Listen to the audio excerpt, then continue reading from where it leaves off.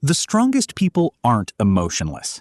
They still get angry, anxious, frustrated, and hurt. The difference is what they do in the few seconds after the emotion appears. Because here's the thing about emotions. You usually don't choose the first feeling that shows up. Anger can appear before you even understand why you're angry.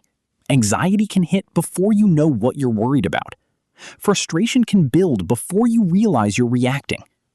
But while you may not control the emotion that appears first, you can learn to control what happens next. And psychology gives us some surprisingly practical ways to do that. The first trick is to name the emotion. When you feel overwhelmed, don't just tell yourself, "I feel bad." Get more specific.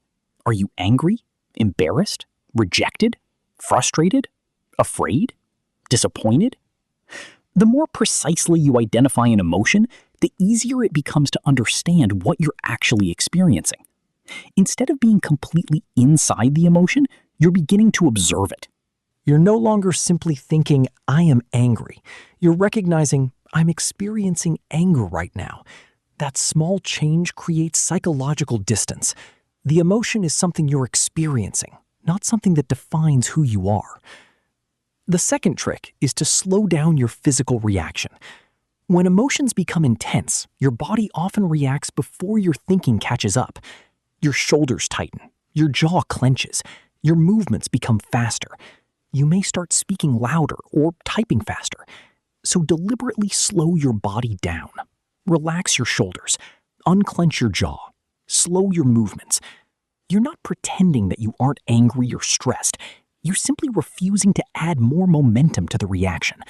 Sometimes calming your body is the first step toward calming your mind. The third trick is to use a deliberate pause. Imagine someone says something that really irritates you. Your brain immediately wants to respond. You want to defend yourself, prove your point, or fire back with something even stronger. But instead of reacting immediately, create a delay. Even 10 seconds can give you enough space to decide what you actually want to say. That pause might seem insignificant, but it can completely change the quality of your response. You can't always control what triggers you, but you can create space between the trigger and your reaction. The fourth trick is to question the story your emotion is telling you. Your emotions don't just create feelings, they can also create interpretations. Anger might tell you, "They don't respect me." Anxiety might tell you something terrible is going to happen. Jealousy might tell you, "They're trying to replace me." And because the emotion feels real, the story can feel real too. But feeling something strongly doesn't automatically make your interpretation accurate. So before accepting the story, ask yourself, what facts do I actually know right now?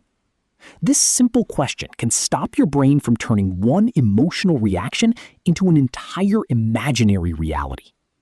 The fifth trick is to look for another explanation. When something upsetting happens, your brain may immediately choose the explanation that matches your emotional state. Someone doesn't reply, and you assume they're ignoring you. Someone gives you criticism, and you assume they dislike you. Someone looks serious, and you assume they're angry with you. But there could be several explanations. Maybe they're busy. Maybe they're distracted. Maybe they're dealing with something completely unrelated to you. You don't need to convince yourself that everything is positive. You simply need to remind yourself that your first interpretation isn't necessarily the only interpretation. The sixth trick is to change your physical environment. When you're stuck inside an intense emotional loop, continuing to sit in the exact same place and replay the same situation can keep feeding the emotion. So change something physical. Stand up, walk outside, move to another room, take a short walk.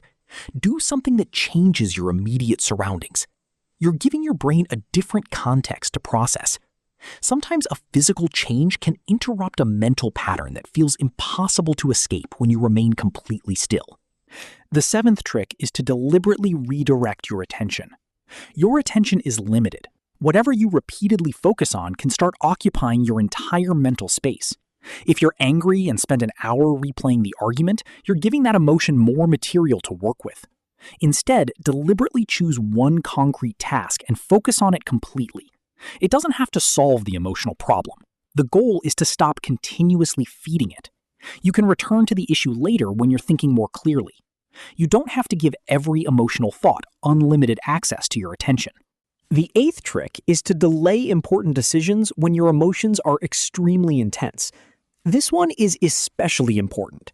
When you're furious, terrified, deeply hurt, or extremely upset, your immediate decision may simply reflect the emotional state you're currently in.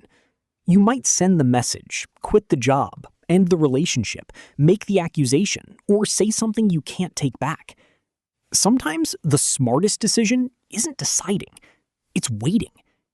Give yourself enough time for the emotional intensity to decrease before making a choice that could affect your future.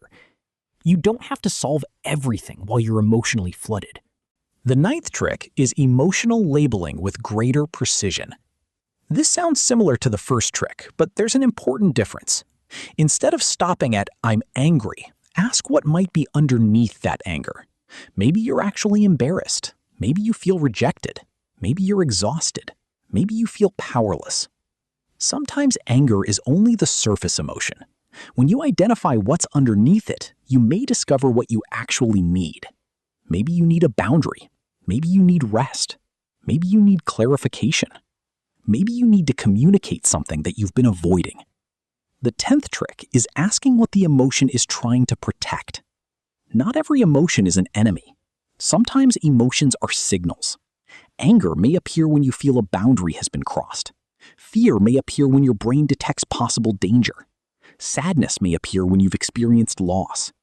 Understanding the message doesn't mean obeying the emotion. It means listening to the information without handing the emotion complete control over your behavior. Instead of asking, "How do I get rid of this feeling?" ask, "What might this feeling be trying to tell me?"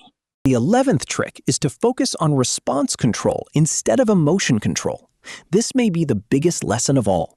You might not be able to control whether anger appears. You might not be able to prevent anxiety from showing up. You can't always stop yourself from feeling hurt, disappointed, or frustrated. But you can influence what happens after those emotions appear.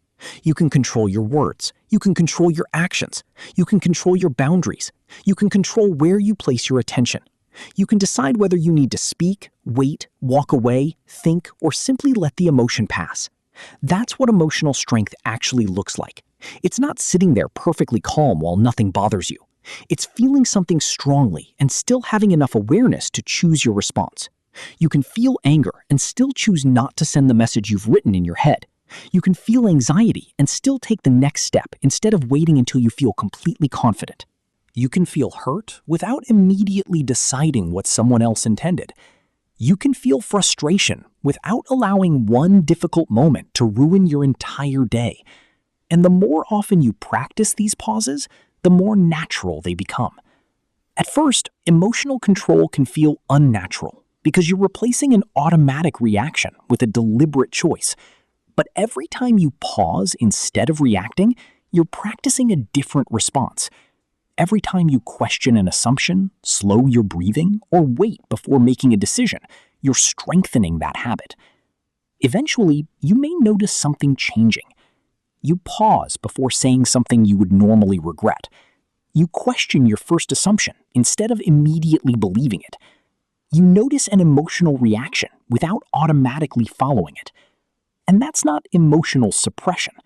Suppression says, "I shouldn't feel this." Regulation says, "I feel this, and I can choose what happens next." That difference matters. You don't need to become emotionless. You don't need to eliminate anger, fear, sadness, or frustration from your life. Those emotions are part of being human. The goal is to become someone who can feel deeply without immediately losing control. So the next time an emotional wave hits, don't immediately ask yourself, "How do I make this feeling disappear?" Instead, pause. Ask yourself what you're feeling. Ask what triggered it. Question the story your mind is creating. Then ask yourself one final question. What response will actually help me? Because you may not control the emotion that arrives first, but you can learn to control what happens next. And that small space between feeling and reacting is where emotional strength begins. Subscribe for more psychology and self-improvement videos.